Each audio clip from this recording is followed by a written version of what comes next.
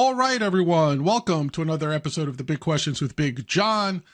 I'm your host, Big John, and we have another great guest today to have a nice conversation with.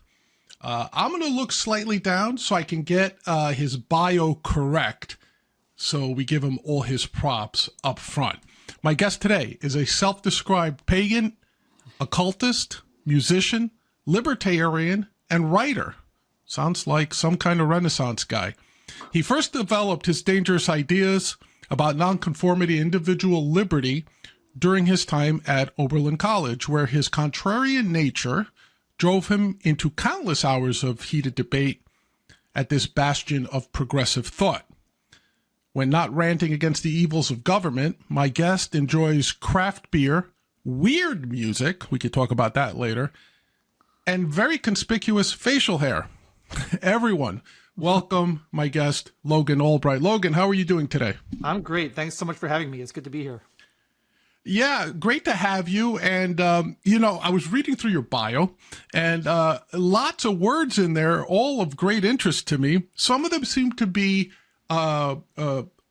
complementary to each other. Others, at first glance, might seem to be a little bit in contradiction with each other. So hopefully we can get to talk to you a little bit and find out more about that. But let's start at the beginning, as Homer once said. Tell me a little bit about yourself. Where'd you grow up? What was your family life as a child? Sure. I had a great family life. Two loving parents, one sister, slightly younger than me. We moved around a lot. My dad was a graphic designer. He worked for Disney for a while. He worked for Cartoon Network for a while. I did most of my growing up outside of Atlanta, Georgia. I was born in Texas, but we moved around a lot. And I went to college in Ohio, went to music school in Boston, worked for a year in New York, trying to make it as a film composer unsuccessfly. And then finally moved to Washington, D.C. To try to fight for individual freedom. And I've been here for about 12 years. I really like it here. And I've been working ever since. All right, that's a lot there. So, excuse me. What's interesting? First of all, I have to tell you, you made me feel really old, because when you told me your dad was a graphic artist or designer, and you mentioned that he worked for the Cartoon Network, I'm like, wait, somebody's dad was young enough to work at the Cartoon Network, which I think didn't even come into existence until I was already middle-aged. So. Thank you very much for dating me on that one, of course. The network was just starting when he started there. I think it was 1995 or 1996, something like that. Yeah. No, but I'm joking. But I just think it's interesting, the passage of time, at least from my perspective. But it sounds to me like you had a very much what I would describe an artist's childhood. You were into music. You tried to you dabbled in film, from what I heard. You kind of went from Texas to Ohio to New York, which kind of sounds almost like the map of a progressive road trip, right? Like you kind of left Texas to Ohio to New York. And at some point, it sounds like you got infected with the liberty bug, with the individualist bug. Also, at some point, you started to get involved in economics. So tell me a little bit of now, so that's interesting to me, because tell me, how does being, forgive me if the term doesn't sit right with you, sort of like a bohemian hippie type of artist personality, to being associated with Austrian economics, with libertarianism, with individualism, or is that the actual connective tissue there, the individualism? I think it might be. So I was sort of raised apolitical for the most part. My parents were maybe slightly more right-leaning than left-leaning, but not very political. I didn't really think much about politics me and my sister were both actually homeschooled for our entire lives. And so I didn't really think about politics until I got to college. And when I got to college, I was surrounded by these 18-year-old violently progressive kids who were convinced that the country was a terrible place and that capitalism was evil and that Americans were colonialists and white people were bad and all this stuff that you hear all the time. And I just got into arguments with them about it because it didn't seem that way to me, just intuitively. And I had a wonderful philosophy professor named Timothy Hall, who turns out was a libertarian, and he taught a philosophy of ethics class that I took. And he would ask these kind of hypothetical ethical questions to the class, and I would just answer the libertarian answer without realizing that's what I was doing. It was just intuitive to me. me. And everyone else in the class disagreed with me, and we fought about it. And I was surprised. I thought everybody thought this way, but it turns out a lot of people don't. And so then he taught a seminar on libertarianism specifically, and I started reading. What did we read? We read Milton Friedman, Robert Nozick, F.A. Hayek, people like that. And I became really interested in the philosophy because I'd never really kind of adopted a personal philosophy up until that point. And I thought, this is interesting. I like this. It resonates with me. And so then I kind of forgot about it for a while, and I wanted to get into music, so I studied music in Boston for a while, tried to make a career out of that, and wasn't able to do so. And that was around 2008, 2009, or 2007, I guess, 2008. And that right about that time, Barack Obama was getting elected, and there was the Tea Party was forming, and the Occupy Wall Street movement was forming. And I was like, man, the country seems like it's in a kind of a bad shape. I'd like to do something to help, and I needed to figure out what to do with my life anyway at that point. Right. So I decided to go to grad school, and I'd been reading these Austrian economists like Hayek or Milton Friedman's a Chicago School economist, but you get the idea. And I thought maybe I should study economics and try to go to Washington and help out. So that's what I did. Right. Spent 2 years in grad school back in Georgia again at the University of Georgia. Georgia State University. Those are two different schools. And then I came to DC and tried to get jobs in think tanks and I started really as a policy guy. And that's what I did for the first 3 or 4 years I was here. So it's interesting to me that so first of all, I would consider you lucky that while you're a collegiate compatriots, your fellow students were, as you said, violently progressive, that you were at least able to find perhaps a professor or two. You mentioned your ethics course, that happened to be a libertarian and didn't necessarily shoot down these ideas that were in your head. Like you said, you may not have associated them with libertarianism initially or with anarchism initially, but you kind of had these ideas, which I think is very interesting. And I've always claimed, just having my own experience and then the experiences my niece went through when she's a recent graduate, that I think a lot of younger people, a lot of kids inherently get the concepts that are what we would then group under libertarianism. I think they inherently get it. Like, why do I work, but people take money from my check? Or, why shouldn't we be allowed to do what we want to do as long as we don't hurt anybody? But not even in formal, talking points, but just inherently, they seem to get it until it's almost beaten out of them by the system, right? So it's interesting to me that you at least in your formative questioning period, you did happen to have this one sort of anchor that may have kept you tethered to those ideas. So I think you should consider yourself fortunate, perhaps, in that sort of that you were able to do that. And it's also funny that you mentioned ethics, because I remember when I was going to school, and this is ancient history, say 1985, right? It was actually a medical ethics course, a bioethics course that kind of like started me down the path of this formalization of libertarian, or back then we used to call them conservative ideas. But we would always say they're not like Republican. They're like Goldwater-esque conservative ideas, which by today's libertarianism, Goldwater wouldn't necessarily be a libertarian but he was more libertarian than a lot of the other conservatives and Republicans at the time. So that was interesting. Okay.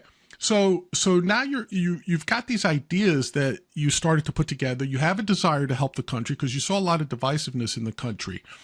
In your mind, let me ask you this. Did you see that divisiveness as being driven by any one ideology? Or in your mind, was it simply a matter of the state versus the individual? And did you immediately recognize that as perhaps being the underlying cause of the divisiveness?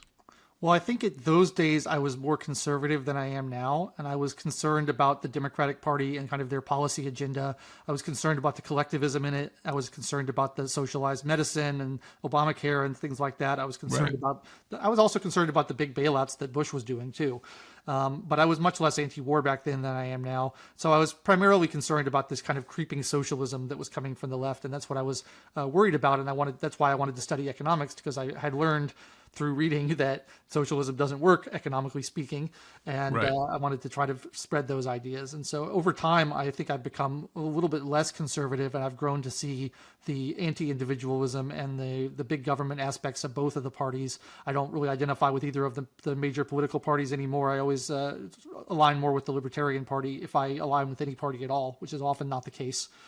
But yeah, back in those days, I think I was much more worried about the economic collectivism of the left and of the Democrats. Yeah, that is interesting. That for a lot of libertarians now, when I talk to them, and I've had the good fortune to interview a lot of them, it's always interesting to me what triggers their sort of path into libertarianism.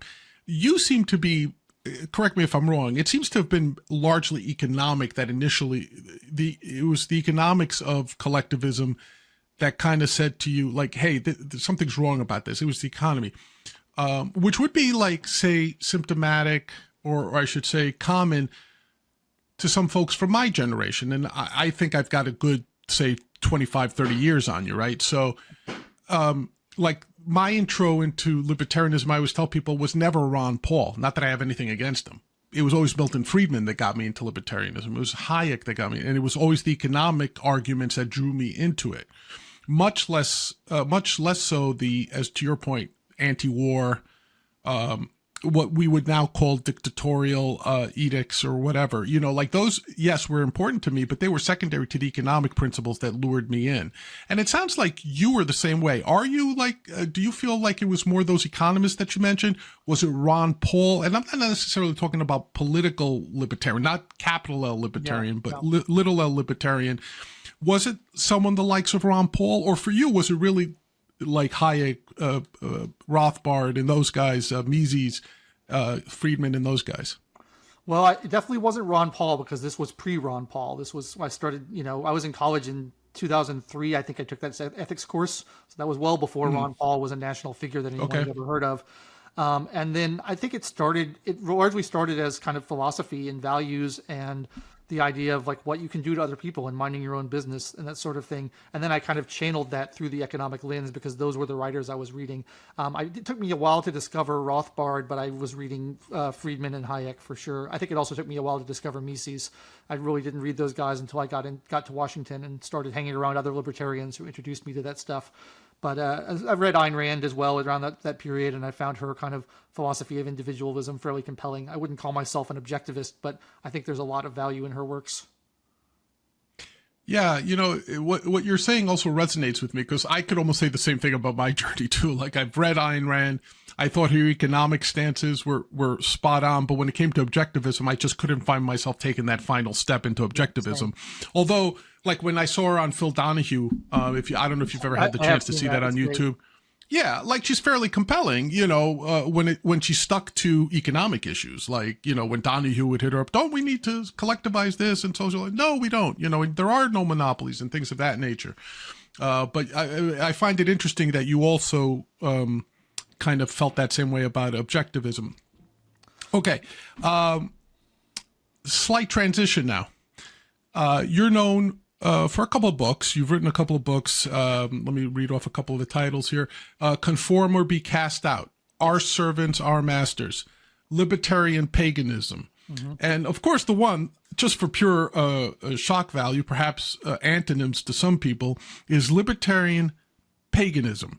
Now, that's always going to, let's face it, that's going to draw some questions, right? Just bringing up paganism in normal conversation, there's certain images that get conjured up in the general public's mind, right? Yeah. So I think I know what paganism is, but why don't I ask you this? When you say libertarian paganism, two questions, take your time to answer.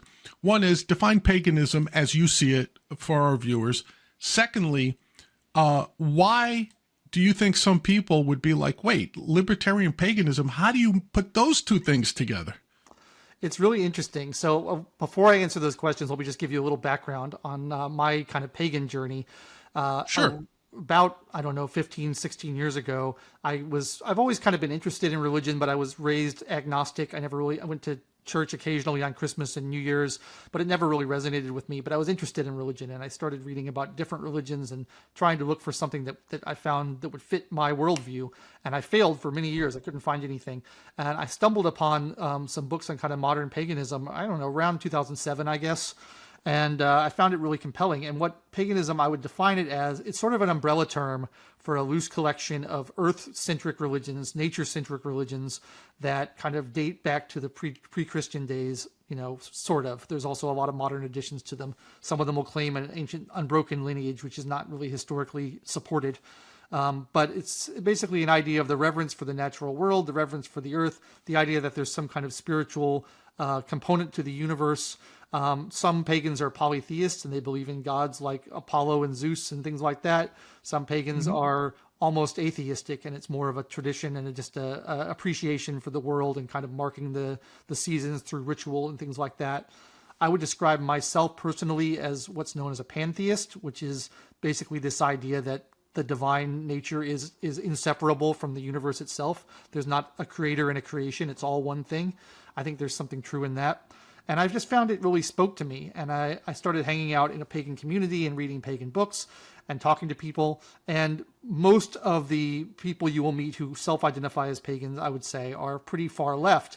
But I noticed when I was talking to them that they would have a lot of intuitions that seemed very familiar to me from the libertarian spaces. And I thought there's a lot in common here. There's a lot of individualism. There's a lot of mind your own business and leave other people alone.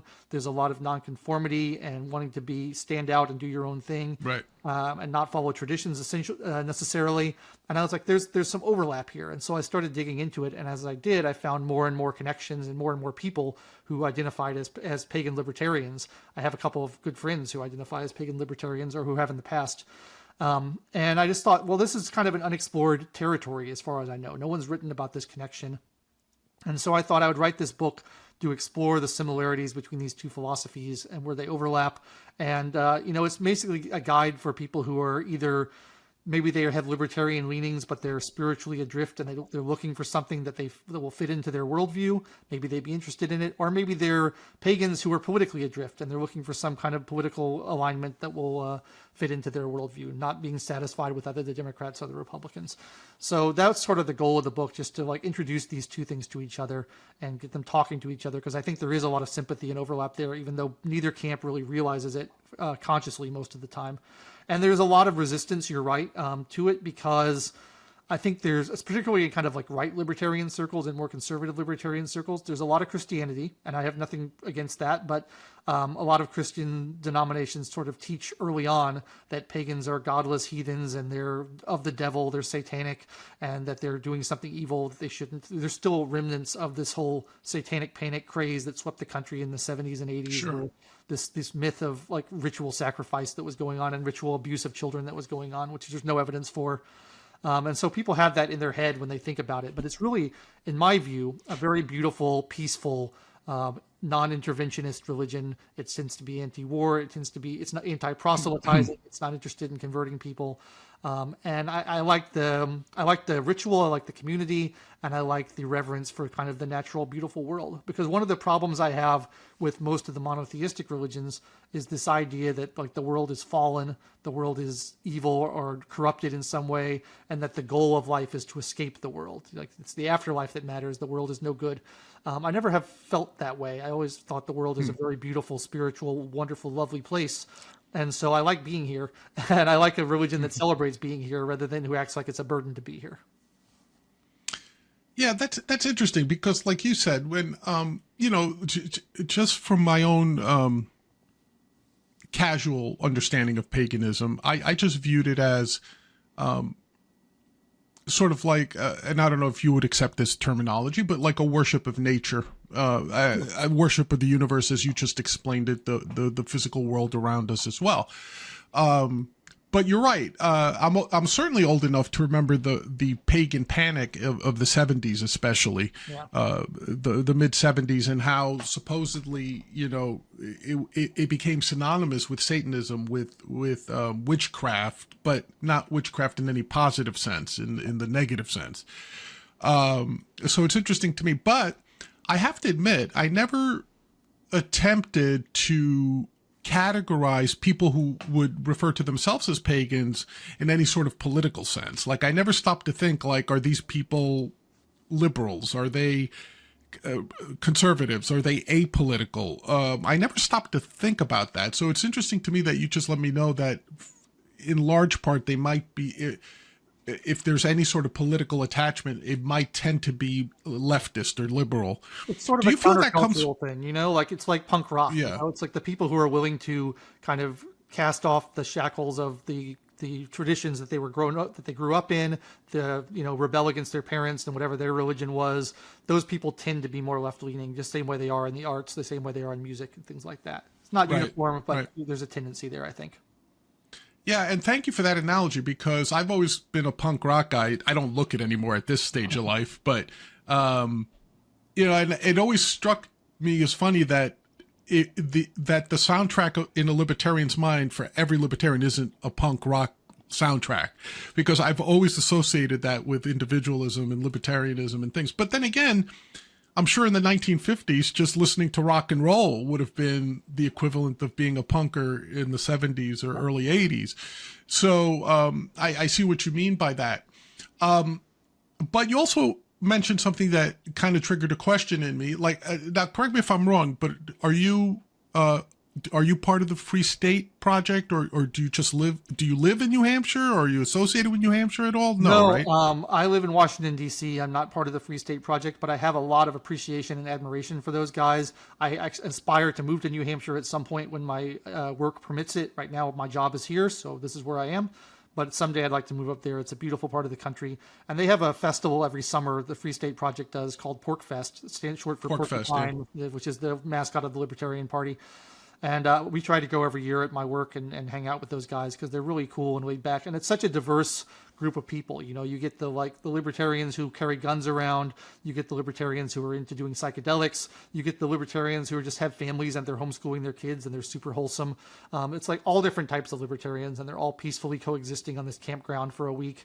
It's amazing respect for property rights. People just leave stuff out and no one takes anything. Everyone's really kind to each other. It's a wonderful kind of voluntary way to live that I think is beautiful. So I do aspire to move up there, but I have no association with them. Okay.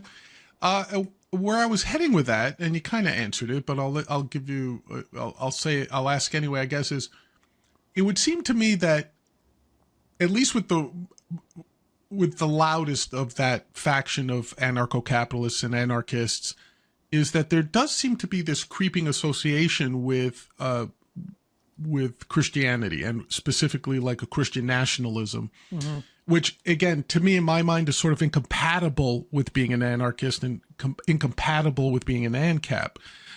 So right now I'm a little bewildered at what's going on with, and again, this may be a very small subset of high profile people who are spouting sort of this association, whether it's Christian nationalism, libertarian nationalism.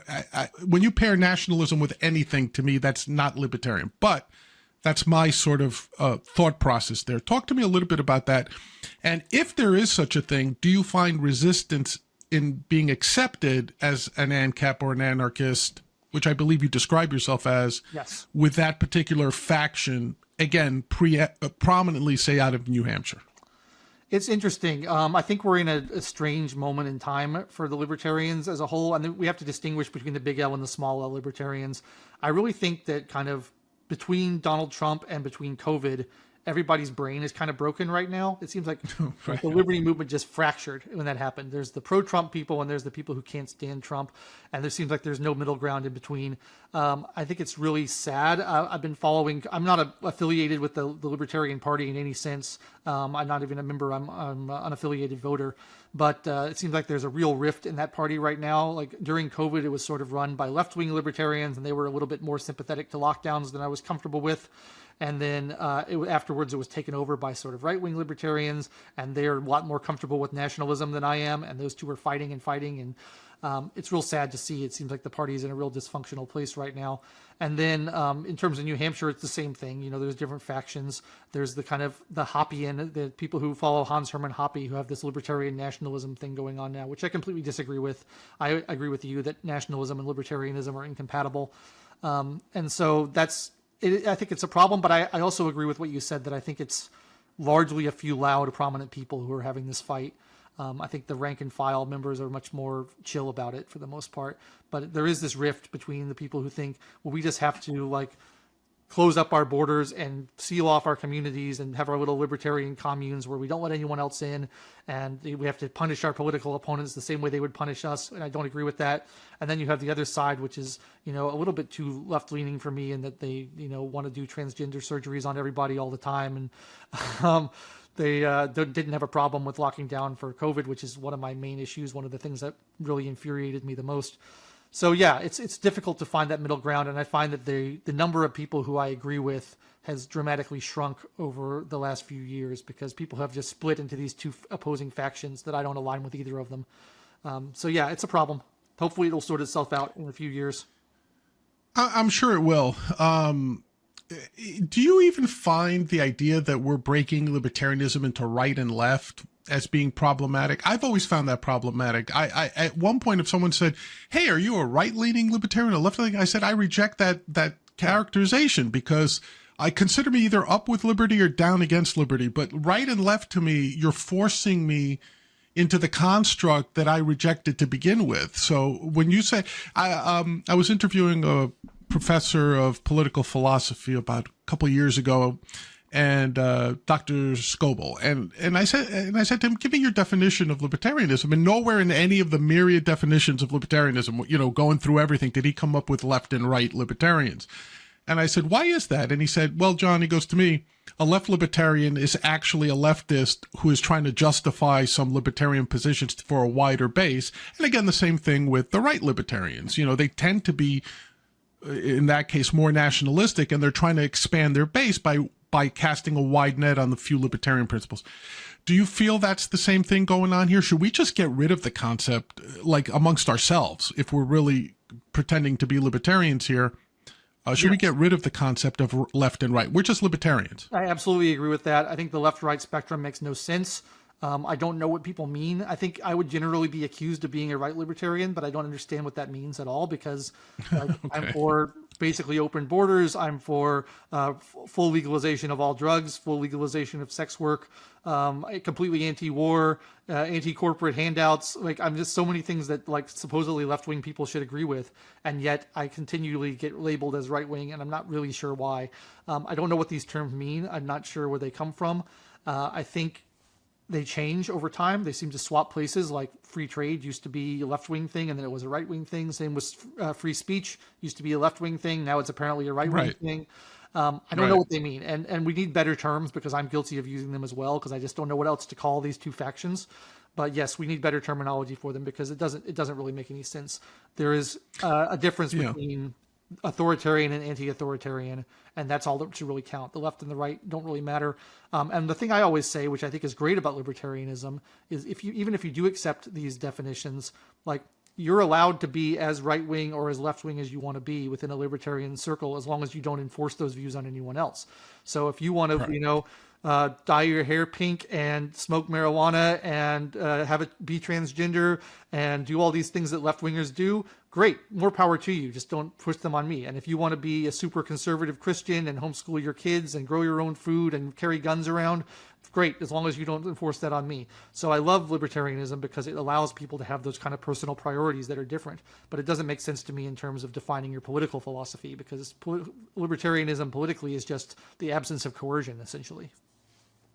Yeah, I agree with you. And it's funny you mentioned that, because I've lost all bearing of what I'm supposed to be these days. I'm more than happy to tell people my belief system and how I stand on issues. But this whole thing, I've been accused of being a left libertarian, which the last thing anyone has ever accused me of in my life is being a leftist of any sort. Mm-hmm. If you looked at my personal conduct, I'm completely straight edge.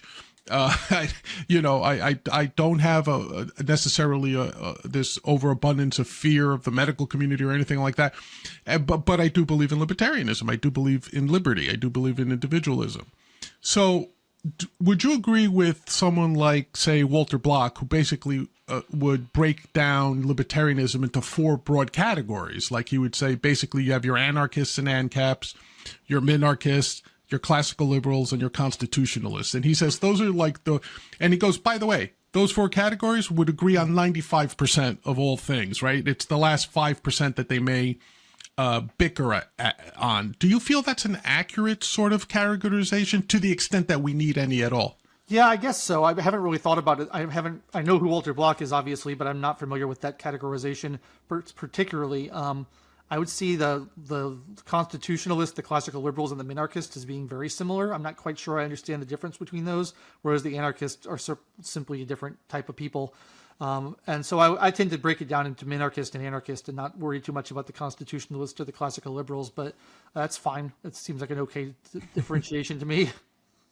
Yeah, I think once you move out of anarchist, like the rest of it is just a matter of degree, right? Yeah. So I think minarchists might have been the Nozick's of the world. Classical liberals would have been the Friedmans and the Hayeks, in his opinion.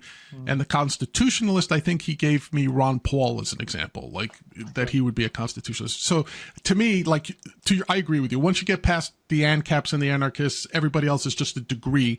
But degrees of being better than the existing statists, right? So I think to your point. Okay, now I think I've heard you in another podcast. You do describe yourself as an anarchist, correct? I do, yeah.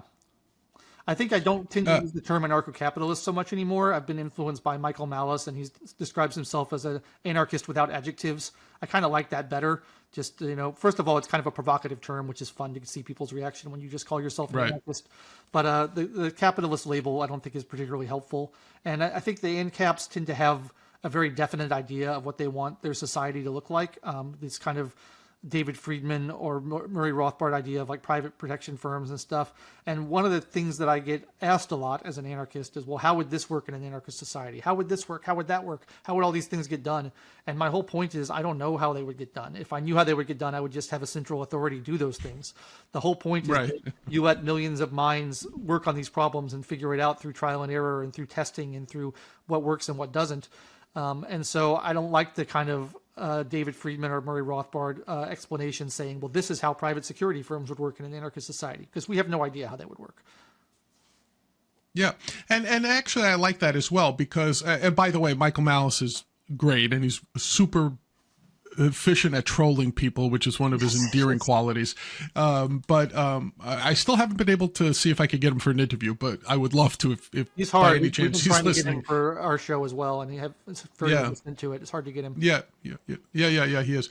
But you're right, he is great. But now, but it is interesting because your viewpoint of anarchy, say, opposed to very specific the ANCAP version of it, is interesting to me, because really what you're telling me is what, say, free marketeers have said all along, that you have wisdom in the crowds and that no central authority is ever going to be as efficient in any market as any market solution, right? The market solution was always going to be, but does that mean we a priori know what that solution will be? No, we just know that the free market solution in just about every recorded case has always proven itself superior to the central authority version of that solution. The only thing I could think of that central authorities are really good at is not to sound trite here, but is war. Like, that is really the thing that they're really good at and efficient at. Everything else, like the free market provides. Or do we just not have anything to compare it with?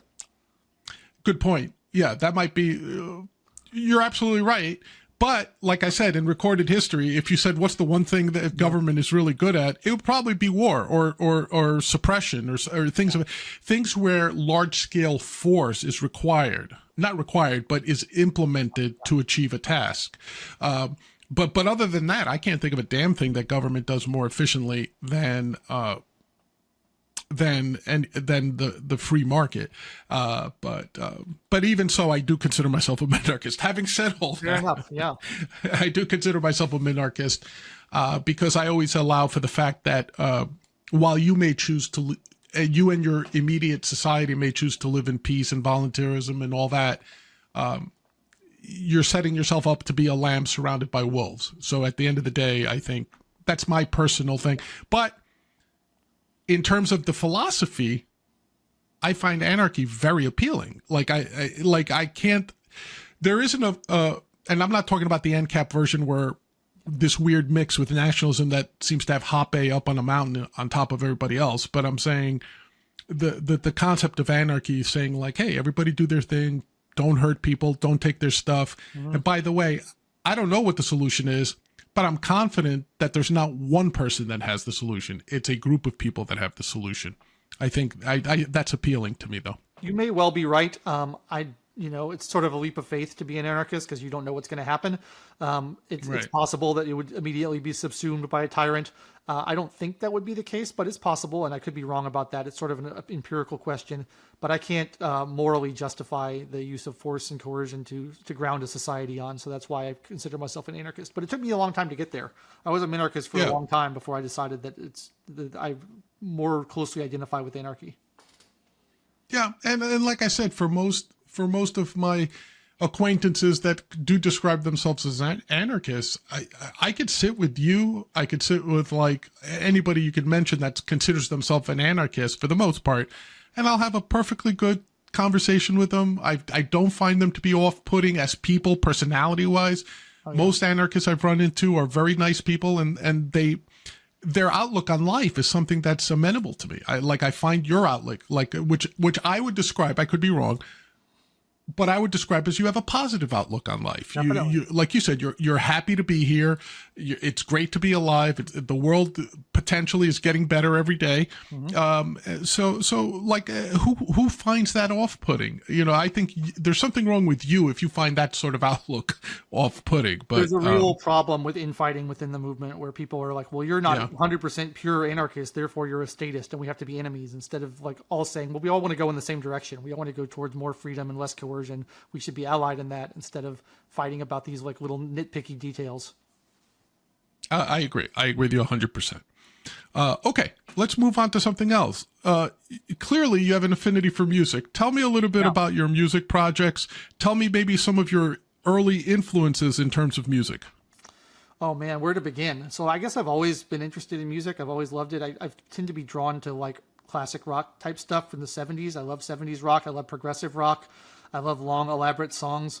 And over time, I just kind of explored more and more genres. And I started getting into like really weird genres. In college, I started getting into industrial music and some kind of electronic stuff. And I love that early, basically any kind of music where someone will say, that's not music, it's noise. That's the kind of stuff I like for the most part. That Minnesota scene, say, in the 90s, right? Yeah, sure. The industrial, was that do I have that right? Was that like where Prince came out of and that sort of genre? A little bit different. I'm thinking of like a lot of British bands like Cabaret Voltaire and Throbbing Gristle, and then German bands like Einstürzende Neubauten. These kind of bands that used broken electronics and power tools to make music. Very aggressive. I love that kind of stuff, and I really got into it. And then I love a lot of ambient music. I love a lot of electronic music. Pretty much any style you can think of, I've dabbled in and enjoy to a certain extent. So I make music for my company, Free the People, which we've yet to talk about, and we should talk about. Not my company. That's next on my list. The company I work for, I should say. It's not my company. Free the People. Yeah. I make music for our video projects, and I actually just released a soundtrack of an hour's worth of music that I've made for. We're doing this docuseries called The Cover Up about the origins of COVID, and I've just released an hour's worth of music that I did for that, largely synthesizer based, but also guitars and other things too. Is that something you want to plug? Is there somewhere people can listen to that or purchase it? I'd love to plug it. It's I have a Bandcamp page. I record under a name of a project called Owl Blinking, OWLBLINKING. So it's, if you go to owlblinking.bandcamp.com, it's all there. Or you can just go to my website, which is loganalbright.com, and all my stuff is there as well. Well, maybe a little easier to find. Excellent. So you're producing music for Free the People. That's right. And I was going to bring that up. That's, I believe, Matt Kibbe's organization, correct? Is he the founder? Yes, he is. Okay. So when I say it's Matt Kibbe's outfit, I'm being correct, I guess, right? Free the People. Yeah. So tell us about Free the People. Tell us what you do for Free the People. Sure. So my title is head writer, but we're a very small staff, and we do lots of different things, wear lots of different hats. For Free the People, well, Matt Kibbe used to run an organization called Freedom Works in the Tea Party days, which was sort of a political organizing group. And like everything else, Trump destroyed it because Trump comes along and blows up the movement and makes everybody hate immigrants all of a sudden. It kind of fell apart due to politics. And so Matt left to do something new. We had already been getting into doing more. This would have been 2014, 2015. We had been getting into doing more kind of web video and realizing that was where the future was. And there was nobody in the liberty movement doing video at that time. But we were realizing that's what was getting engagement and that's what was getting clicks. And so we started doing more and more video, and we hired some really talented artists and producers to work on that. And so he started Free the People basically as more of a cultural project to, the idea is culture is upstream of politics. So if you change people's ideas about liberty and the culture, it'll flow downstream into people voting better, basically. And so we started basically making little short web videos, and that evolved into documentary films. And that's kind of what we do now, is we make documentary films. And I write scripts for them. I record sound for them. I record music for them. I carry a lot of heavy gear around, which is something we all do. Come up with ideas, help manage the social media and the posting to things like that. We all do lots of different things, but I call myself head writer because I like to write. Yeah, it's funny. You just mentioned something and it kind of made me chuckle where you said, yeah, I carry a lot of heavy gear around and all that. It's funny because I'm in the same boat as you are, or I was in my younger days. And we just cleared out a storage space, and I had all my old studio equipment in there, and my wife came with me, to help us. And she's like, oh, do you need help carrying that stuff? I said, no, you don't understand. I used to go from shoot to shoot with 2 bags full of this stuff. It's amazing how much stuff you could pack into 2 bags when you're an independent film producer or director or whatever. So when you said that I carry stuff around, heavy stuff around, I kind of had a chuckle to myself. I said, yep, there's a fellow traveler, a brother in arms when it comes to that sort of independent filmmaking. So I had to smile on that. Is there, with Free the People, do you find that there's a particular ideological or idea sort of current that you find most resonates with libertarians these days, or the libertarians that you're targeting, I should say? Is it more economics? Is it more the tyranny of government, or is it more widespread? Well, how would you describe that sort of? Where is the thirst for this for these ideas? Where is it really coming from? It's difficult to say. I think it is, like I said, it's changed a lot ever since the Trump era. I think rage bait always works, where you just kind of complain about the tyranny of government. We try not to do too much of that because it gets boring, and it's not, we want to be a little bit more positive and a little bit more uplifting, and we want to tell stories about people doing really amazing things. The first big project we did was actually a documentary about the Congressman Thomas Massey, one of the only people in Congress I respect at all. And he lives on this beautiful farm in Kentucky, and it's completely off the grid. He's an inventor who graduated from MIT, and he just has an amazing lifestyle that's kind of rooted in freedom. And that continues to do really well. People really respond well to it because people have this caricature idea of him as this crazy Republican, conservative guy. But he's like the greenest guy in Congress compared to all the AOCs of the world who talk about environmentalism. He actually lives it. And so it's kind of busted a lot of stereotypes about him, and people really respond to that. So that one does really well. We did a documentary that I really love about restorative justice, with this idea of kind of reforming prisons, and instead of just churning people back through the system so they reoffend over and over again, making them take accountability on a personal level. And that seems to be, a few pilot programs have been very successful in that. I love those kind of uplifting stories that show there's a different way to do things, and it can really work well, and it can be beautiful instead of just complaining about government. That being said, our recent content has largely been focused on, an autopsy of the pandemic industrial complex, and trying to figure out what happened during COVID, and trying to figure out how to prevent it from happening again with the lockdowns and everything. And so the series we're currently working on, and we've released a couple of episodes on, is called The Cover Up, and that's hosted by Matt, and he's investigating with all these experts about the origins of that virus and the cover up surrounding it.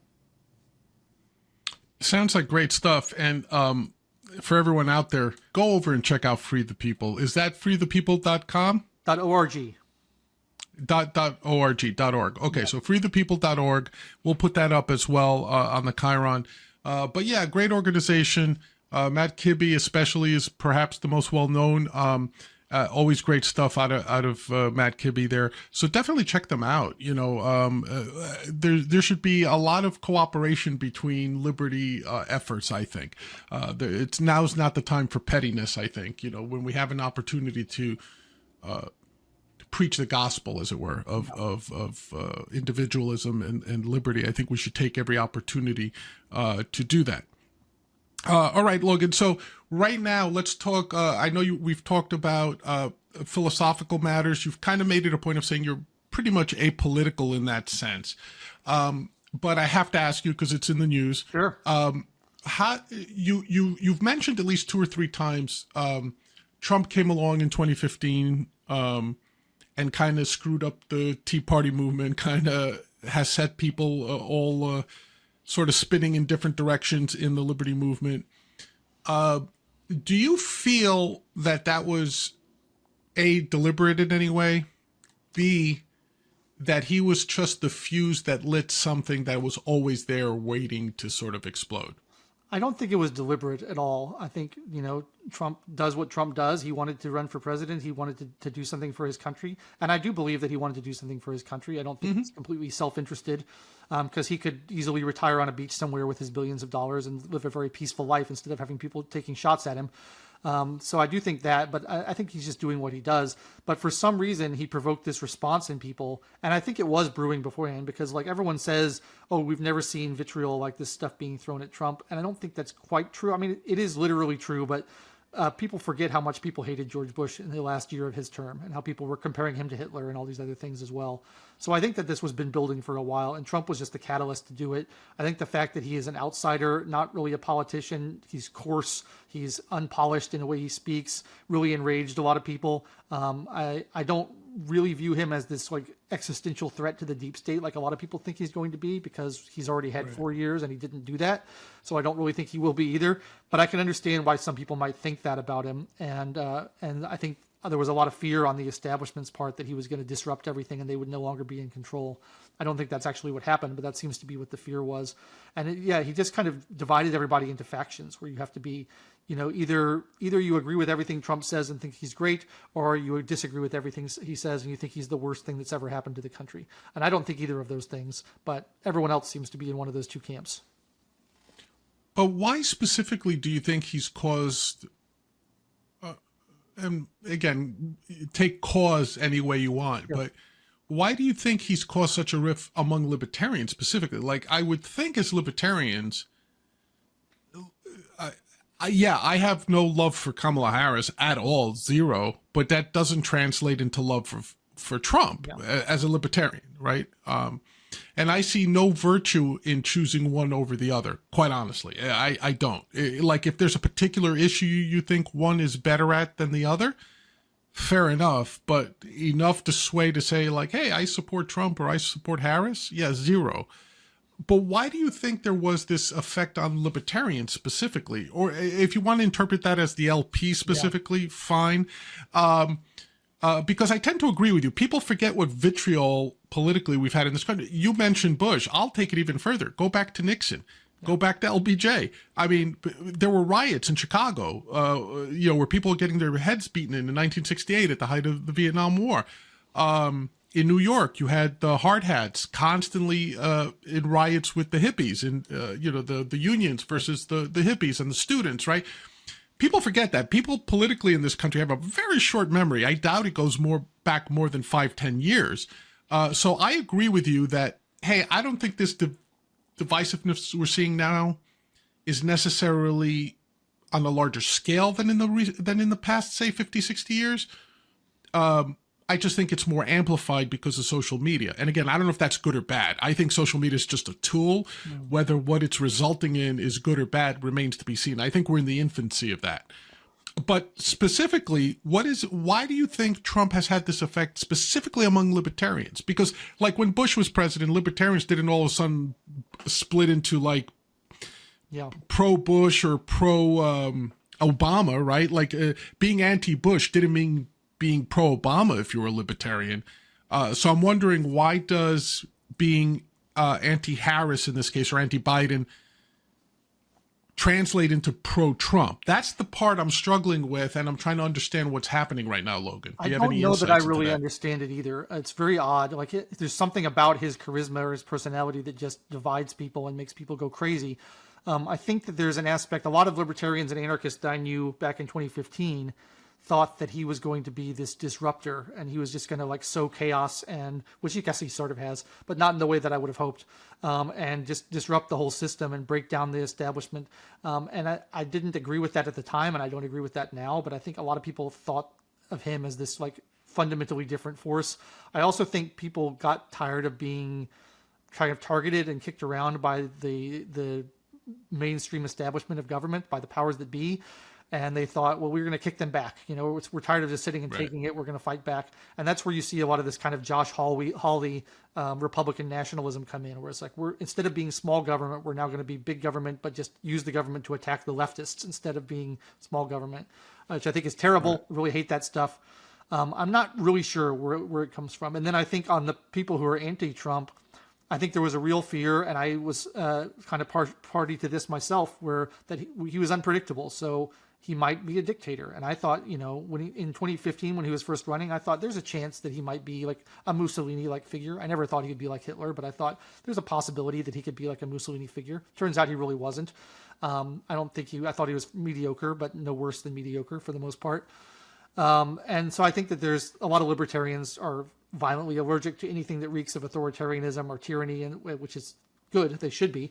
And I think that that's where a lot of the real hatred for him comes from. But where the love for him comes from is a little bit of a mystery to me. I think he's just charismatic, and they like that he makes, you know, there's a lot of just satisfaction in owning the libs, as they say. And I think that they like how crazy he makes everybody else. They get a kick out of how he just sends people into screaming fits of rage. And there's a little bit of provocation among the libertarian temperament that I guess that it has something to do with it. I don't know. Yeah, that might explain a little bit of it. But I have to admit, it is something that I've been scratching my head over for a long time now, ever since he got into office, actually, that at best you could say, okay, I'm not necessarily vehemently against this guy. You know, I get that part of it, you know, maybe he would have been the monkey wrench, you know, like you said, maybe we throw him in just for fun, you know, see what happens. But to be so pro-Trump and be an anarchist right now, that's the ones that really surprised me. I don't get that at all. I have no explanation for that. Yeah. I don't know. Weird times, I guess. But there you go. All right. Logan Albright. We've had a great conversation so far, and thank you for joining us. But before I let you go, it's that part of the interview where we do something I call silly questions. Now, these are going to be a couple of questions that have no right or wrong answer and apropos of nothing. They just help our viewers understand a little bit more about you. So if you don't mind, here we go. If you could invent a holiday, what would it celebrate and how would people observe it? Oh, that's a good question. I tend to think we have too many holidays. People are always taking off work for things like Arbor Day or Columbus Day. I'm like, get rid of them. We need Christmas, which is a great holiday regardless of your religion. We need 4th of July, and we need Halloween. And beyond that, maybe St. Patrick's Day or the day after St. Patrick's Day would be a good holiday to have off. I think that'd be my answer. I'd like everybody to get the day after St. Patrick's Day off to recover. Hangover Day? Hangover Day? That'd be kind of nice. There you go. Alka-Seltzer Day. Okay. You're stranded on a desert island with only 3 economics books to keep you company. Which ones do you choose?